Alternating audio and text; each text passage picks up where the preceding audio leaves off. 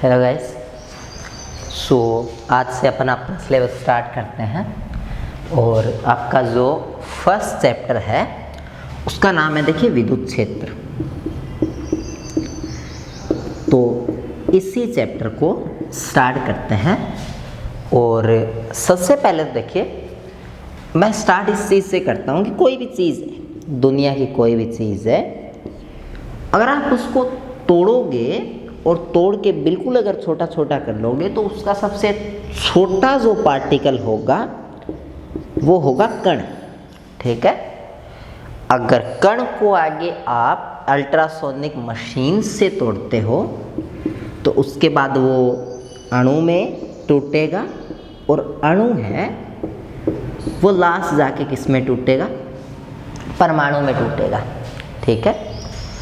अब देखिए, जो परमाणु होता है उसके अंदर 3 अलग अलग पार्टिकल होते हैं। परमाणु है वो एक इनडिविजिबल पार्टिकल है। परमाणु को आगे आप तोड़ नहीं सकते का मतलब ये नहीं है कि उसमें छोटे मोटे चेंजेस नहीं कर सकते। छोटे मोटे चेंजेस करने की आपको परमिशन है, आप बड़े चेंजेस नहीं कर सकते। जैसे परमाणु है उसके अंदर 3 टाइप के कण होते हैं, प्रोटॉन, न्यूट्रॉन, इलेक्ट्रॉन। आप ऐसा कुछ नहीं कर सकते कि आप सारे प्रोटॉनों को तोड़ के एक तरफ रख लिया, सारे न्यूट्रॉन्स को तोड़ के एक तरफ रख लिया, सारे इलेक्ट्रॉन्स को तोड़ के एक तरफ रख लिया। ऐसा आप कुछ नहीं कर सकते। क्लियर है? तो देखिए, परमाणु है उसके अंदर ये 3 टाइप के कण होते हैं, अगर बताऊं तो। ठीक है। अब देखिए, जब अलग अलग एक्सपेरिमेंट से देखा गया तो लोग बागों ने देखा कि ये जो कण है, ये कण किसी भी अन्य कण के प्रति कोई भी प्रतिक्रिया है वो नहीं दिखाता। मतलब इसके पास में अगर इसके जैसा ही कोई कण लेके आते हो, इसके जैसा कोई कण लेके आते हो या इसके जैसा कोई कण लेके आते हो, एक न्यूट्रॉन नाम का कण, देखिए परमाणु है उसके अंदर 3 टाइप के कण पाए जाते हैं। पहले एक चीज़ तो पहले बताऊं, आप लग रहा होगा कि ये बहुत बेसिक्स है, बिल्कुल है, लेकिन ये कब इतना एडवांस हो जाएगा ये आपको पता भी नहीं चलेगा अगर आपने गौर नहीं की तो यही था। तो देखिए, ये जो परमाणु है इसके अंदर 3 टाइप के अलग अलग कण होते हैं। 10-12 टाइप के ये कण होते हैं, 10-12 टाइप की ये, 10-12 टाइप की ये, और इन तीनों की संख्या है वो परमाणु तो परमाणु डिपेंड करती है कि वो हीलियम का परमाणु है या वो यूरेनियम का परमाणु है। तो कुल मिला के एक ऐसा जो परमाणु है न्यूट्रॉन, उसके पास में कोई प्रोटॉन का कोई कण लेके आते हैं या उसके पास में कोई इलेक्ट्रॉन का कोई कण लेके आते हैं तो इससे इसको कोई फर्क नहीं पड़ता। और जिस चीज़ पे दूसरी आसपास वाली चीज़ का कोई फर्क नहीं पड़ता उसको हम लोग बोलते हैं उदासीन। तो ऐसा बोला गया कि परमाणु के अंदर एक ऐसा कण होता है जिस पे अन्य कणों का कोई फर्क नहीं पड़ता। ठीक है। और उसको बोलते हैं उदासीन कण। लेकिन ये देखा गया कि ये जो प्रोटॉन है इसके पास में अगर कोई ऐसा ही कण और लाते हैं तो ये कण इसको दूर फेंकता है और ये इसको दूर फेंकता है, यानी ये एक दूसरे को दूर फेंकते हैं। और हिंदी में दूर फेंकने को कहते हैं प्रतिकर्षण। ठीक है। जब आप कोई चीज़ से दूर जाने की कोशिश करते हो, चाहे वो फिजिकली, मेंटली, कैसे भी, तो उसको बोलते हैं प्रतिकर्षण। ठीक है। हाँ, इसका उल्टा अगर आप किसी के पास आना चाहते हो मेंटली या फिजिकली कैसे भी, तो उसको बोलते हैं आकर्षण। तो ये कण है, ये एक दूसरे से दूर जाना चाहते हैं फिजिकली, और इसीलिए हम बोलते हैं कि इनमें होता है प्रतिकर्षण। ऐसे ही जब इलेक्ट्रॉन के 2 कणों को पास में लाया गया तो सेम यही कुछ उनमें देखा गया और ऐसा बोला गया कि ये भी होता है प्रतिकर्षण इनमें भी। लेकिन एक प्रोटॉन को जब एक इलेक्ट्रॉन के पास लेके आया तो देखा गया कि ये आपस में चिपक गए और इनके अंदर जो हुआ उसको बोलते हैं आकर्षण। इन्होंने एक दूसरे को अपनी ओर खींच लिया। ठीक है। और इस टाइप का जो प्रोसेस होता है उसको अपन लोग बोलते हैं आकर्षण। तो आई होप आपको पल्ले पड़ा होगा कि जब प्रोटॉन को प्रोटॉन के पास में लेके आया जाता है तो वो दोनों एक दूसरे को दूर फेंकते हैं। अगर इलेक्ट्रॉन को इलेक्ट्रॉन के पास लेके आया जाता है तो वो दोनों भी एक दूसरे को दूर फेंकते हैं। बट जब इलेक्ट्रॉन को प्रोटॉन के पास में लेके आया जाता है तो वो एक दूसरे को खींचते हैं। तो इससे साइंटिस्ट लोग हैं, उन्होंने ये कहना चालू कर दिया कि प्रोटॉन जो है, ठीक है, प्रोटॉन जो है वो एक अलग किस्म का कण है और इलेक्ट्रॉन है वो एक अलग किस्म का कण है, और ये दोनों कण है ये एक दूसरे के उल्टे हैं। इसीलिए हमने एक को प्लस माना तो दूसरे को माइनस माना, ठीक है। ये प्लस और माइनस और किसी चीज़ को नहीं दिखाते सिवाय इसके कि ये दोनों है ये व्यवहार में एक दूसरे के उल्टे हैं, ठीक है। क्योंकि समान व्यवहार वाले कणों में हमेशा क्या देखा गया है, प्रतिकर्षण, जबकि इन दोनों में प्रतिकर्षण नहीं है। तो फिर साइंटिस्टों ने बोला कि ये कण इसका क्या है, उल्टा है, और उल्टे को फिर शो करना था किसी चीज़ से। तो आज दिन तक देखा गया है कि प्लस का उल्टा माइनस होता है, गुना का उल्टा भाग होता है। तो आप ऐसा लिख सकते हो, अगर प्रोटॉन प्लस है तो इलेक्ट्रॉन माइनस, प्रोटॉन भाग है तो इलेक्ट्रॉन गुना, और इसका उल्टा भी कुछ, प्रोटॉन माइनस है तो इलेक्ट्रॉन प्लस, और प्रोटॉन गुना है तो इलेक्ट्रॉन भाग। कुछ इसका उल्टा, अरे सही है, ऐसे भी आप लिख सकते हो, लेकिन जनरली बुक्स में ऐसे लिखा होता है।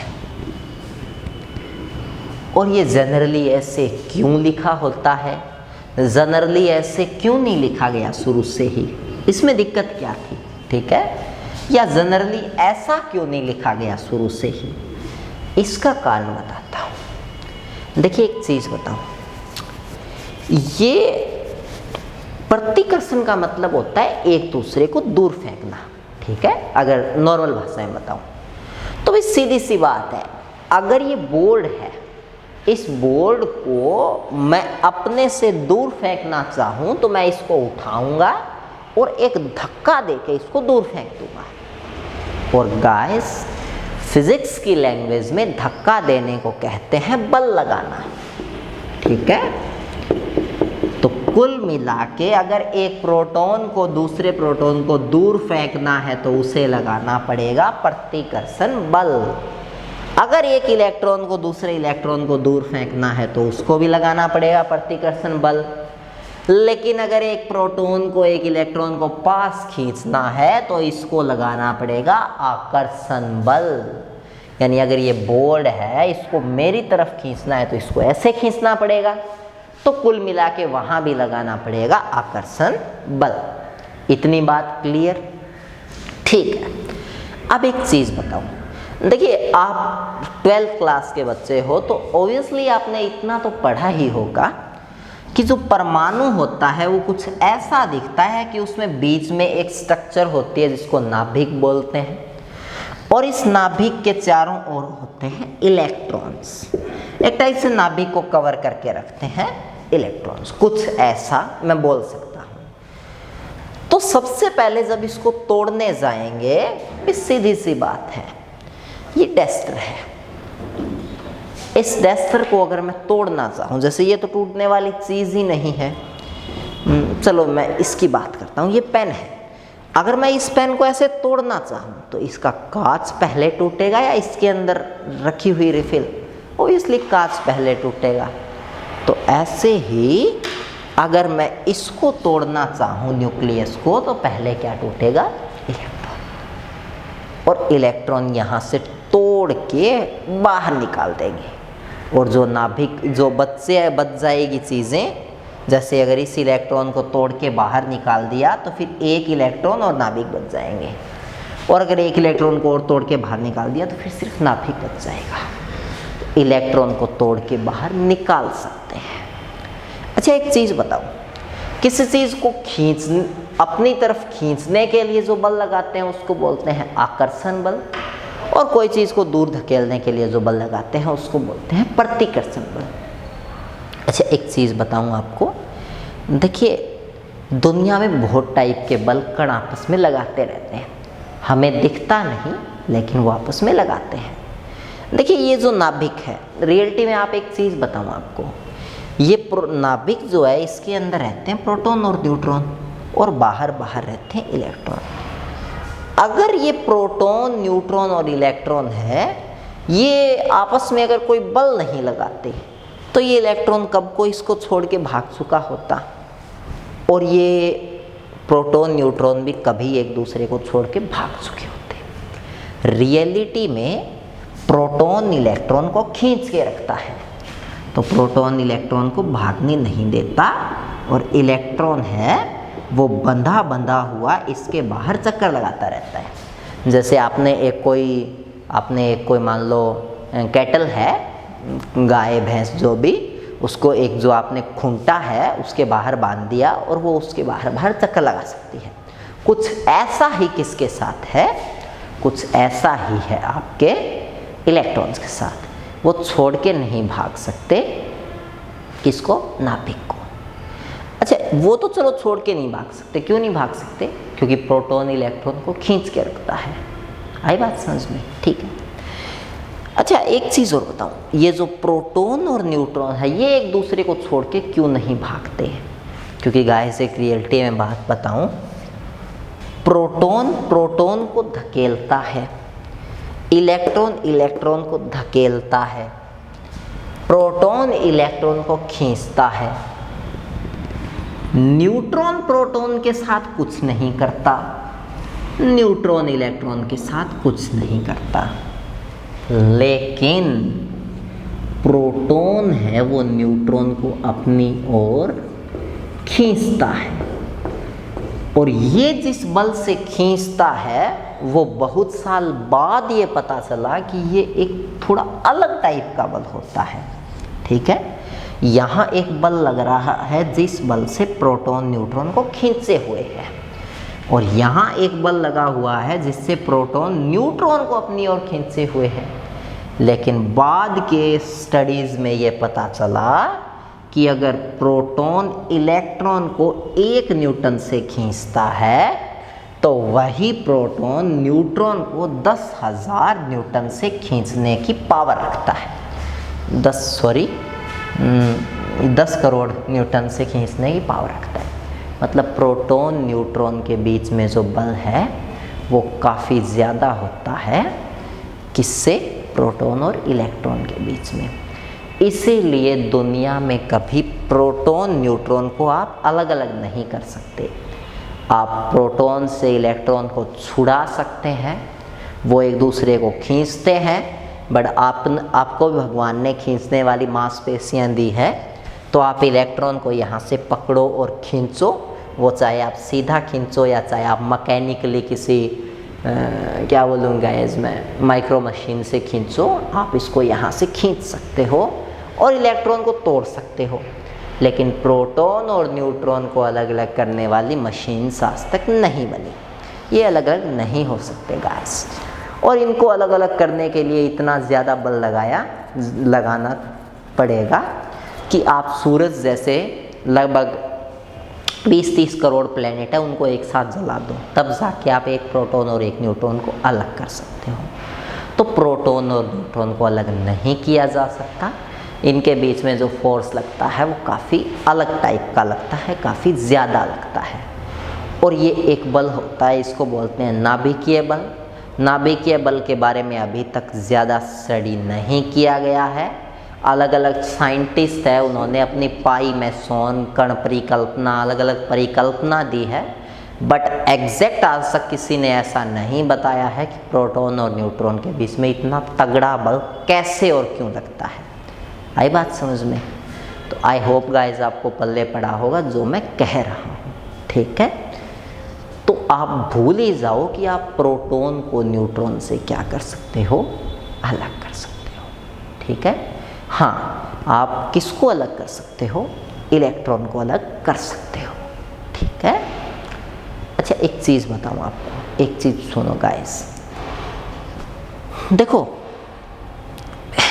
कोई परमाणु है, पहली बात तो ये, परमाणु के अंदर जितने प्रोटॉन होते हैं उतने ही इलेक्ट्रॉन होते हैं, ठीक है। ये आपने छोटी क्लासों में पढ़ा है, ठीक है। जितने प्रोटॉन होते हैं उतने ही इलेक्ट्रॉन होते हैं, दुनिया कोई सा भी परमाणु हो। आई बात समझ में? तो गाइस मैं आपको एक सीन दिखाता हूँ कि मान लीजिए कोई नाभिक के अंदर 10 प्रोटॉन है, 10 इलेक्ट्रॉन है और पता नहीं कितने न्यूट्रॉन है, ठीक है। आपने 10 इलेक्ट्रॉन्स में से एक इलेक्ट्रॉन को क्या कर दिया, बाहर निकाल दिया, तो इसके अंदर कितने इलेक्ट्रॉन बच गए, 9 इलेक्ट्रॉन। और इसके अंदर कितने बच गए, 10 प्रोटॉन। तो फिर बताइए ज्यादा पावर किसकी बची, ज्यादा पावर बची 10 प्रोटॉन की। और ये प्रोटॉन 10 मिलके इन 9 इलेक्ट्रॉनों को और बढ़िया तरीके से अंदर खींच लेंगे, ठीक है। तो ये आप ध्यान में रखना कि अगर किसी चीज से इलेक्ट्रॉन निकालते हैं तो प्रोटॉन की संख्या बढ़ जाती है ऑटोमेटिकली, हमने बढ़ाई नहीं है, बट वो एक कम हो गया तो ये अपने आप बढ़ गया।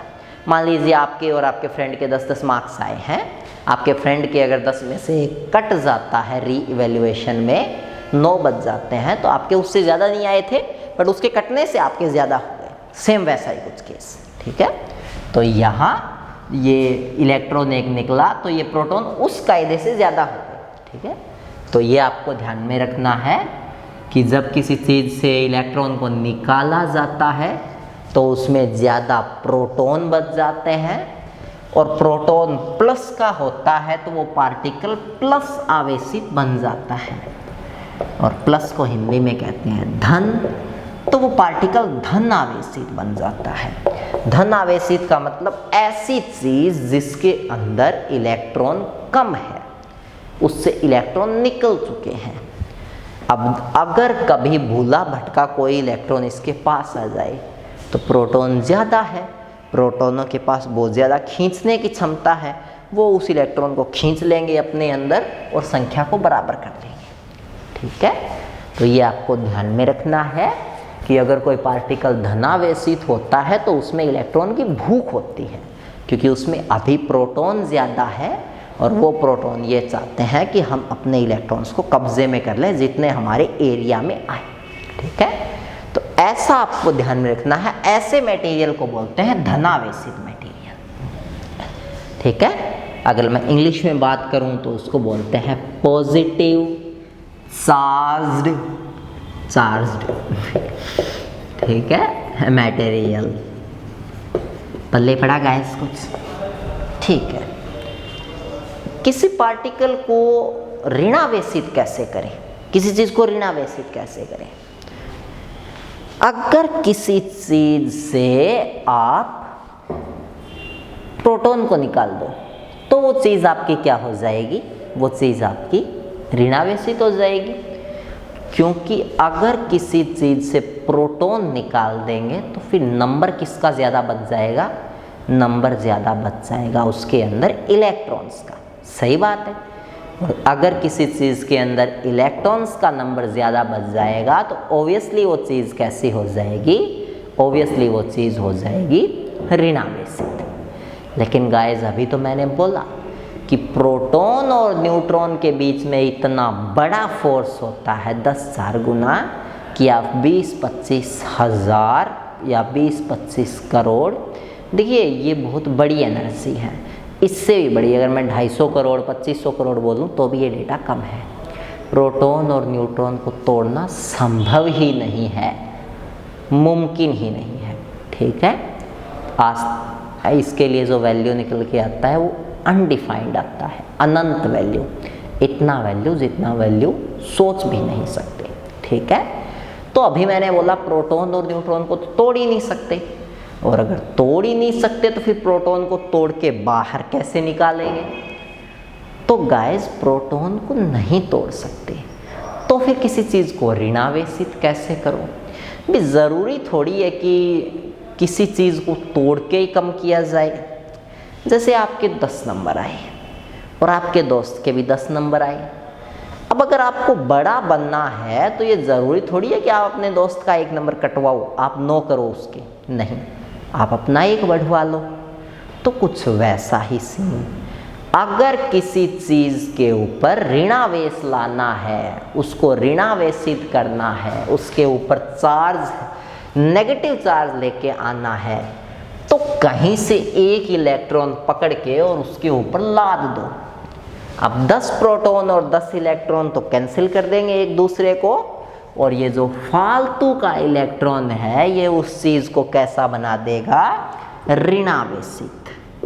तो जो ऋणावेशित वस्तु होती है उसके ऊपर इलेक्ट्रॉन्स ज़्यादा होते हैं, धनावेशित वस्तु में इलेक्ट्रॉन्स की कमी होती है। धनावेश या ऋणावेश का प्रोटॉन से कोई लेना देना नहीं है।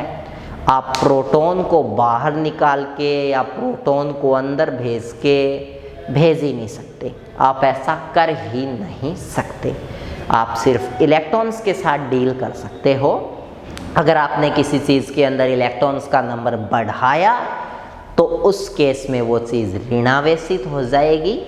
अगर आपने किसी चीज़ के अंदर इलेक्ट्रॉन्स का नंबर कम किया तो वो चीज़ है वो धनावेशित हो जाएगी। ये एक सिंपल सा कॉन्सेप्ट है, किसके बारे में, इसके बारे में, ठीक है।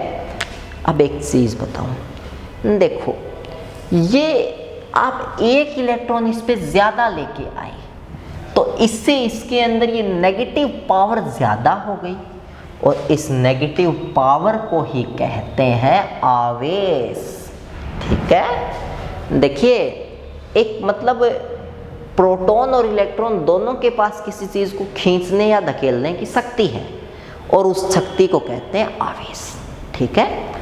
तो कुल मिला के मैं ये मान लेता हूँ कि जैसे अभी तक हमें नहीं पता, हमें यही पता है कि जो प्रोटॉन है उसके पास किसी चीज़ को, उसके जैसी चीज़ को धक्का मारने की और उल्टी चीज़ को खींचने की पावर है, और उस पावर मैं मान लेता हूँ एक प्रोटॉन के पास वो पावर है 1 के, यहाँ के मेरा खुद का नाम है कपिल, पता नहीं उस पावर का क्या मात्रक है, ठीक है, एक ऐसा पावर है, ऐसा मान लिया। तो 1 के है वो एक प्रोटॉन की शक्ति है किसी चीज़ को धक्का मारने या खींचने की। तो गाइस 10 की कितनी होगी, 10 की। और इलेक्ट्रॉन की भी किसी चीज़ को खींचने या धकेलने की पावर कितनी होगी, 10 के। 10 के से 10 के कैंसिल, लेकिन एक इलेक्ट्रॉन फालतू लेके आए थे, उसका के तो बचा ही हुआ है, तो एक इलेक्ट्रॉन है उसकी पावर बची हुई है। तो मैं ये बोलूँगा कि इस चीज़ पे कितना आवेश है, 1 के। क्या ये आवेश प्रोटॉन के कारण है, नहीं, ये आवेश किसके कारण है, इलेक्ट्रॉन्स के कारण है। और अगर ये आवेश इलेक्ट्रॉन्स के कारण है तो इलेक्ट्रॉन पे तो कैसा साइन लगाते हैं, माइनस का, तो यहाँ मैंने निकाल दिया -1। तो जो चीज़ ऋणावेशित होती है उसको बोलते हैं माइनस का चार्ज होता है उस पर, और जो चीज़ धनावेशित होती है उस पर हमेशा प्लस का चार्ज होता है। आपको बात समझ में आई? बहुत बाद में जाके ये पता चला कि ये जो शक्ति होती है किसी भी इलेक्ट्रॉन, प्रोटॉन, न्यूट्रॉन के पास किसी चीज़ को खींचने की, किसी चीज़ को धकेलने की, उसको नापने का मात्रक है कूलम। क्योंकि आज जो मैं आपको ये ऐसी पावर होती है, ऐसी पावर होती है, ये बता रहा हूँ, इस पावर को सबसे पहले देखा था कूलम ने। तो इसीलिए इलेक्ट्रॉन प्रोटॉन के पास जो खींचने और धकेलने की शक्ति होती है उसका मात्रक आज दिन तक हम लोग क्या यूज़ करते हैं, कूलम, ठीक है। अब दुनिया ने अपने हिसाब से ऐसा माना हुआ है कि एक इलेक्ट्रॉन है, उसके पास किसी चीज़ को खींचने या धकेलने की शक्ति होती है 1.6 × 10⁻⁻19 को कूलम।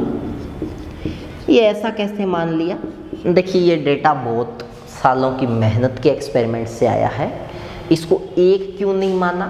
ये सब बहुत बड़े बड़े क्वेश्चंस है जिनका आंसर आपको ये पूरी 12th पढ़ने के बाद मिलेगा, ठीक है।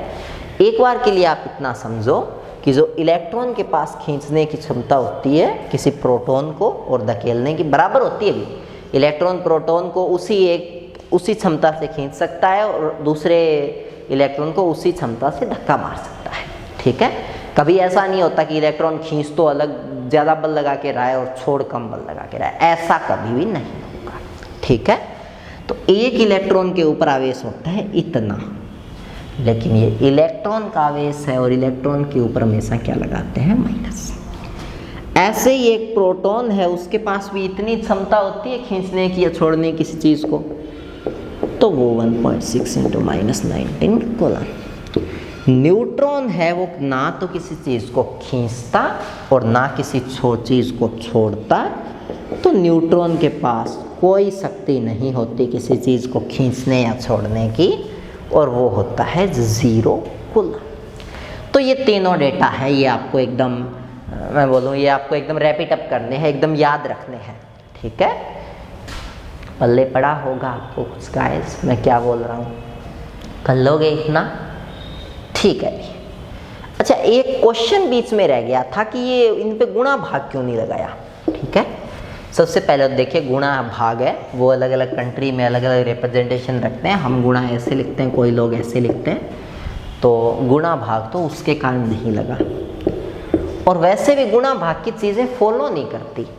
जैसे आप किसी चीज़ पे 10 प्रोटॉन ले आए और 50 इलेक्ट्रॉन ले आए, तो उस पर परिणामी आवेश कितना होगा, वो होगा 50 तो नेगेटिव और 10 पॉजिटिव, तो -40। तो यहाँ हमने जोड़ घटावी किया है, न कि गुणा भाग किया है, तो ये दोनों साइन तो ये ऑब्सोलेट हो जाते हैं, इनका तो मीनिंग ही। ठीक है, हमने काम ही किसका किया है, प्लस माइनस का। अच्छा गाइज, ये उल्टा क्यों नहीं किया, इलेक्ट्रॉन को प्लस क्यों नहीं माना? इसका रीज़न ये है कि अगर किसी चीज़ में से इलेक्ट्रॉन निकल जाए तो उस चीज़ के पास ज़्यादा कौन बच जाते हैं, प्रोटॉन, और किसी चीज़ की ज़्यादा को दिखाने के लिए उसके ऊपर लगाते हैं प्लस। तो शुरू में चीज़ों को तोड़ना सीखा गया, इलेक्ट्रॉन को बाहर निकालना सीखा गया, और तब लोगों ने प्रोटॉन ज़्यादा बच गए तो उसके ऊपर यूज़ कर लिया प्लस, और इसके ऊपर प्लस यूज़ किया तो फिर इलेक्ट्रॉन के ऊपर क्या यूज़ हो गया, माइनस। प्लस और माइनस है वो दो चीज़ों को दिखाते हैं कि प्रोटॉन और इलेक्ट्रॉन दोनों एक दूसरे को कैंसिल कर देंगे, और ज़्यादा बचेगा वो जोड़ घटाव से होगा, गुणा भाग से नहीं होगा। और दूसरा इस चीज़ को कि जो इलेक्ट्रॉन को तोड़ के निकाल देते हैं तो प्रोटॉन ज़्यादा बच जाते हैं, इसलिए प्लस यूज़ में लिया गया। तो अब आई होप आपको इतना पल्ले पड़ा होगा। ये इलेक्ट्रॉन, प्रोटॉन, न्यूट्रॉन 3 कण है दुनिया के, और दुनिया में हर कोई कण है उसका कुछ वज़न होता है। तो इलेक्ट्रॉन, प्रोटॉन और न्यूट्रॉन इन तीनों का भी कुछ वज़न है, और वो वज़न आपको ध्यान में रखना है, आपको याद रखना है कि इन तीनों कणों का इतना वज़न होता है। तो मैं वो वज़न लिख रहा हूँ, आपको याद रखना है। देखिए गाइस,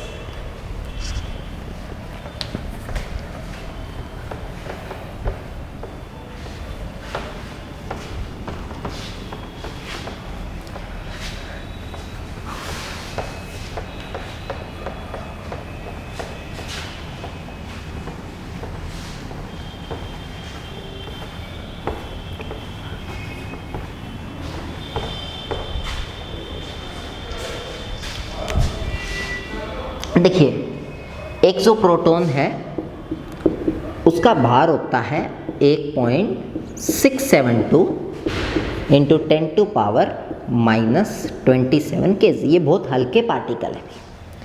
एक न्यूट्रॉन है उसका भार होता है 1.675 इंटू 10⁻⁻27 kg। और एक इलेक्ट्रॉन का भार होता है 9.1 इंटू 10⁻⁻31 kg।